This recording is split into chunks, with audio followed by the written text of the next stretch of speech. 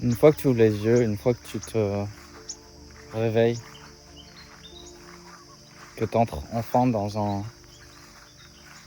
nouvel espace de conscience, que tu te rends compte de plein de choses, que tu te rends compte de toi-même, de certaines choses que tu as fait dans le passé, de certaines manières dans lesquelles tu t'es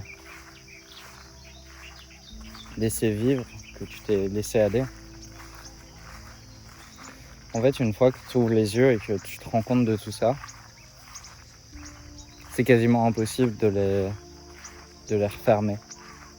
Tout simplement parce que maintenant, tu as mis la lumière sur ces choses-là et tu as découvert qu'il y avait autre chose dans, dans cette vie. Et que tu peux plus avancer aveuglément, ou en tout cas de manière irresponsable comme tu le faisais avant. Parce que maintenant tu as vu certaines choses, maintenant tu as compris, maintenant tu es plus conscient de toi-même, de la vie, de ses enjeux, de toutes ces choses-là, et donc tu as franchi un cap. Et en fait,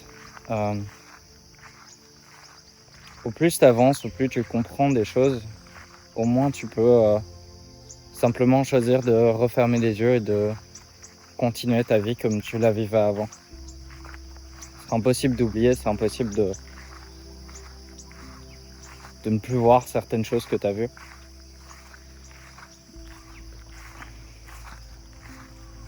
Donc maintenant tu dois vivre avec ça.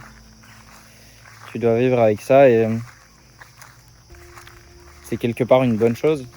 Parce que ça veut dire que tu as quelque part répondu à un appel de la vie de te réveiller, de devenir toi-même, d'évoluer, de devenir plus conscient, de devenir plus intentionnel.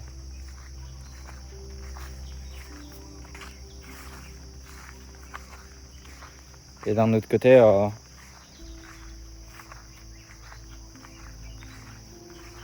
c'est bien parce que tu dois plus subir quelque part cette médiocrité. Mais d'un autre côté, c'est un poids qui est lourd à porter. C'est un poids qui est lourd à porter parce que maintenant tu sens entre guillemets que tu dois constamment t'améliorer. T'as vu le chemin, t'as vu certaines choses. Et maintenant, comme j'ai dit, tu peux plus refermer les yeux. Tu dois t'améliorer. Tu peux pas te contenter d'être médiocre, de te laisser aller.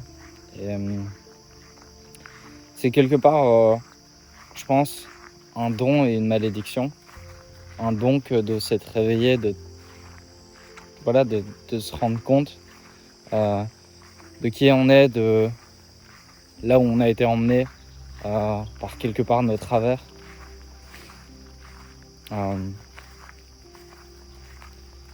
Mais d'un autre côté, c'est une malédiction parce que quelque part ça met une pression. C'est très compliqué à expliquer, mais c'est comme si maintenant tu sentais que tu devais faire quelque chose et alors qu'on n'a rien à faire.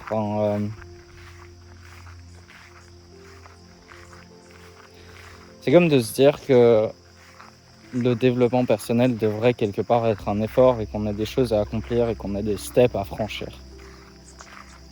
Je pense que tout est en relation à là, justement cette relation qu'on a avec le développement personnel et qu'on a avec le fait de constamment s'améliorer.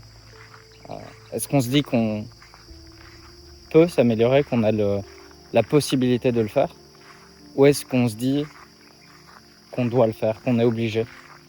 Et je pense qu'on en revient, j'en ai déjà parlé quelques fois dans mes vidéos, mais à cette voix, à ce juge qui peut quelque part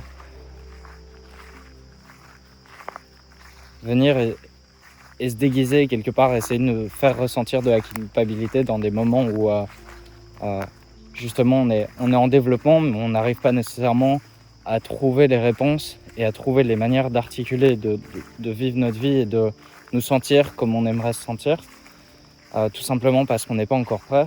Et dans ces moments-là, le juge, c'est cette petite voix intérieure qui n'attend que qu'on fasse quelque chose de mal, ou c'est cette personne qui est là, cette petite voix qui est là constamment pour nous juger, constamment pour essayer de nous faire nous sentir coupables pour certaines choses qu'on a fait.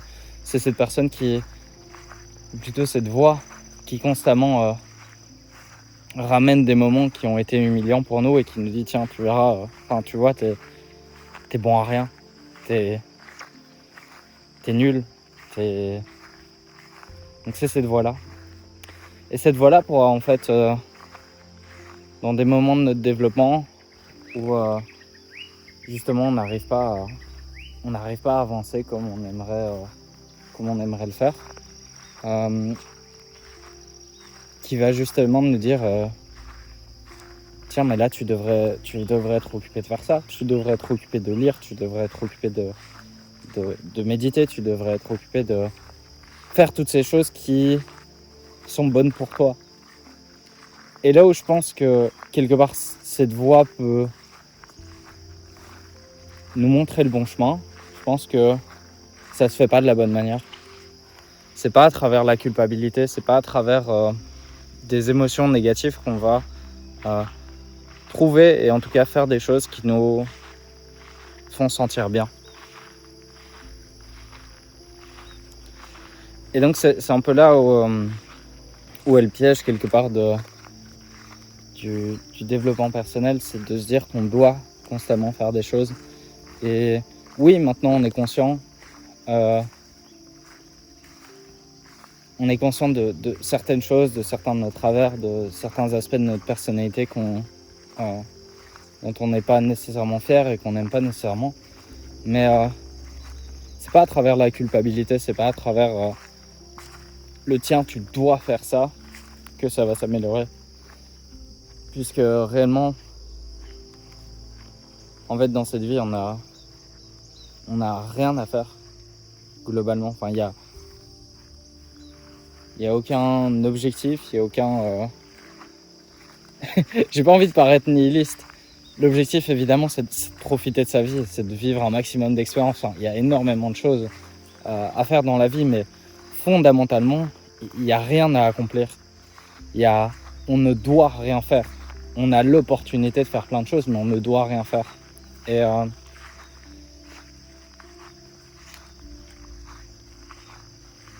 c'est un peu pour moi ça le piège du développement personnel, c'est de se dire qu'on a plein de choses à faire et qu'on doit absolument s'améliorer, que cette voie-là quelque part nous gagne et nous fasse nous sentir coupables, et qu'au final on s'enfonce de plus en plus dans ces aspects justement qu'on n'aime pas de notre personnalité, tellement on essaye de les changer, tellement on est en résistance envers eux. En fait, on leur donne énormément d'importance, plus d'importance que ce qu'ils devraient avoir, tellement on se focalise dessus, au point où ils deviennent omniprésents, ils deviennent plus grands dans notre vie. Donc en essayant de faire le bien, quelque part on fait complètement l'inverse. On fait complètement l'inverse. En essayant de solutionner quelque chose, en fait on le rend bien pire que ce qui n'est réellement, ou ce qui n'était voué à être. Et c'est quand on plisse les yeux, qu'on essaye de voir absolument quelque chose et qu'on se concentre tellement sur quelque chose qu'on va ne plus voir tout le reste, qu'on va être aveugle de tout le reste, tellement on cherche absolument quelque chose, on cherche des réponses à quelque chose, on cherche de se libérer. Et en fait, en essayant de se libérer, les hyènes se resserrent et on étouffe. Et comme j'ai dit, en essayant de faire le bien avec de très bonnes intentions, on peut se retrouver quelque part à empirer la situation.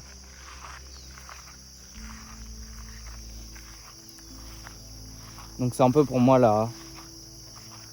l'ambivalence qui est intéressante, et un peu le piège quelque part de ce développement personnel, c'est d'aller justement trop loin dedans, d'y aller avec trop d'intention. Et je sais que moi, il m'a fallu un point de rupture pour que je me dise tiens, mais en fait, pourquoi est-ce que je fais fondamentalement, pourquoi est-ce que je fais tout ça? Pourquoi est-ce que je me dis que je dois lire? Pourquoi est-ce que je me dis que je dois méditer? Pourquoi est-ce que je cherche sans cesse tout le temps à comprendre? Et je me suis rendu compte que le pourquoi de tout ça, c'était parce que quelque part j'avais l'impression d'être cassé et que toutes ces choses-là allaient pouvoir, ou j'espérais de toutes ces choses-là qu'à terme, elles m'aident à me réparer. Et donc, encore une fois, tout ce qu'on fait, le plus important, c'est de tout le temps remettre en question pourquoi. Et encore une fois, avec de la mesure, tout est une question d'équilibre. Je dis pas qu'on doit absolument constamment se remettre en question et qu'on doit n'avoir aucune certitude et qu'on doit